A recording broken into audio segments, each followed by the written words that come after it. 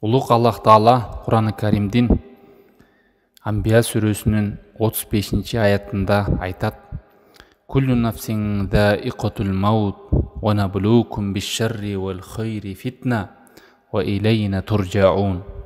Ар бир жан өлүмдүн даамын татуучу. Биз силерди кыйынчылык менен, жамандык менен, жакшылык менен сынайбыз. Силер бизге кайтып келүүчүсүңөр деп. Ибн Кафир муфассир, Аллах өз ырайымын алсын, айтат, ушул аятка түшүндүрмө берип, мындайча айтканда, биз силерди кыйынчылыктар менен бирде сынасак, бирде жакшылык менен, неемат менен сынайбыз. Билиш үчүн, көрүш үчүн ким шүгүр кылат, ким шүгүрсүздүк кылат, ким сабыр кылат, ким үмүтүн үзүп салат.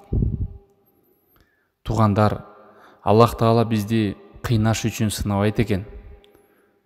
Бизди адептеш үчүн, тарбиялаш үчүн, оңдош үчүн, күнөөлөрдөн тазартыш үчүн, даражаларыбызды көтөрүш үчүн сынайт экен. Адам баласынын башына жакшылык келсе дагы, бул дагы сыноо, тугандар. Башына кыйынчылык келсе, бул дагы сыноо. Кээ бир учурда жакшылыктын сыноосу оор болот. Кыйынчылыктын сыноосуна караганда. Ошол келген жакшылыкты көтөрө билип, ошонун шүгүрүн аткарып,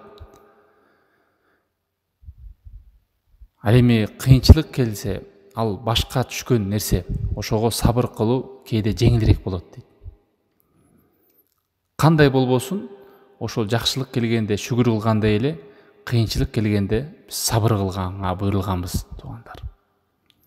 Аллах Таалам айтат: Иннама юваффас сабируна ажрахум бигайри хисаб.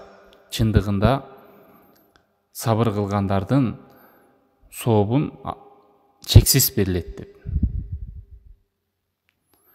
Үмүтүбүздү үзбөйлү, жакшы ойдо болойлу. Аллах Таалам бизди таштап койбойт. Кээ бир деле Алла Тааламдан үмүтүн үзүп, ошол шайтандын азгырын азгырылып, Аллах Таалам боюнча жаман ойдо болуп кеткендер да бар. Мындай ойдон сак болойлу. Мына бир хадисти айтайын, сохих хадис. Пайгамбар саллаллаху алейхи ва саллям айтат: эгерде дейт, ида арадаллаху би абдихил хайр, эгер Аллах Таалам өзүнүн кулуна жакшылыкты каалаган болсо, ага бул дүйнөдө эле кыйынчылыкты берет дейт. Же бул дүйнөдө эле азабын берип коет дейт. Жазасын алып калат дейт ал адам. Эгерде ва ида арада би абдихи шар амсака анху би занбихи. Эгерде башка бир кулуна жамандыкты каалаган болсо, анда кылган күнөөсү үчүн күнөөнүн жазасын кармап калат дейт. Акыретте берилет, кыямат кайымда берилет дейт. Бул деген ошол адам бир күнөө иш кылып, өзү тоо кылганга бел байлабаса, Кудай Тааламга кадам кылбаса, өзү оңолом деген көкүрөгүндө ниет болбосо, Алла Таалам ага сыноо бербей эле таштап коет экен. Бирок оңолом деген адам, тоо кылам деген адам, умтулган адамга кыйынчылык бул дүйнөдө эле келет экен. Ошон үчүн келген башыбызга келген бир кыйынчылыктар келсе, ошого сабыр кылып, жакшы ойдо болойлу, тугандар. Ушунун артынан даражабыз көтөрүлөт, жогоруда айткандай, күнөөлөр кечирилет.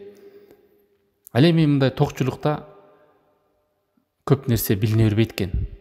Мына Хасан аль-Басри деген чоң аалым сөзү бар. Иставан-насу фил афия. Адамдар токчулукта, барчылыкта, ден соолуктар чың болуп турганда бардыгы эле бирдей дейт, билинбейт дейт. Фаида назала аль-бала табаяну. Качан бале түшкөндө, сыноо келгенде алар билинет дейт. Мына ушунун артынан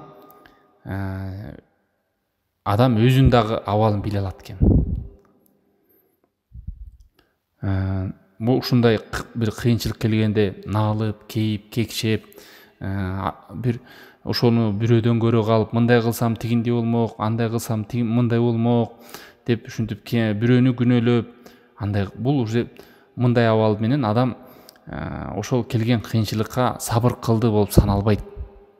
Сабыр деген ошол келген кыйынчылыкка адам өзүн кармап билип, бирөөгө арыз муңун айтпай, наалыбай, кейбей, кекшебей, жаман сөздөрдү айтпай тили менен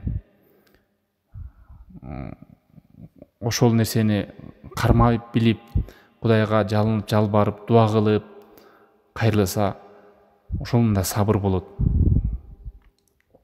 Ушундай кыйынчылыктар келгенде туугандар көп зикир кылайлы, көп истигфар кылайлы. Ушул нерсе менен көтөрүлөт экен. Абдулла ибн Масуд деген сахаба айткан экен, кайсы пайгамбарлар болбосун баштарына кыйынчылык келгенде илля истагаса биттасбих факфиру фаакфиру минат тасбих фирраха ва шидда. Бир кыйынчылык түшкөндө алар Аллах Тааламга ошол Аллах Тааламды эстеп, мактоо айтып, даңазалап Аллах Тааламды сана айтып, ошон айтчу эле дейт. Ошондуктан силер дагы токчулукта дагы, жокчулукта дагы Аллах Таалам көп зикир кылгыла дейт. Көп Аллах Тааламды эстегиле дейт. Бул Абдулла ибн Масуд деген сахаба айтып атат. Ошон үчүн туугандар, ушул учурда көп зикир кылайлы, көп истигфар кылалы, Аллахка кайрылып, жалынып, жалбарып, дуа кылалы. Анан сөзүмдүн аягында бир сүйүнүчтү айтайын, туугандар. Бул сөздү Худайфа ибн Яман деген улуу сахаба радиаллаху анху айтат. Инна Аллаха лам яхлук шей'ан кат илля сагиран thumma якбур.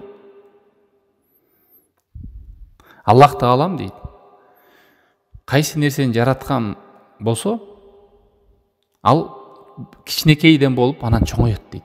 Бир эле нерсе бар экен, иллал мусиба фа иннаху халкуха кабира thumma ясгур. Ал эми кыйынчылык бир бале келгенде чоң болуп келет экен дагы, анан барып кичирейт дейт. Иншалла бул күндөрдөн дагы чыгабыз. Адам башына бир кыйынчылык келгенде чоң болуп келет экен дагы, ал нерсе азаят экен. Ар бир кыйынчылыктан кийин жеңилдик дейт. Аллах Тааламга болгон жакшы ойдо болойлу. Үмүтүбүздү үзбөйлү туугандар. Аллах Таалам бизди таштап койбойт.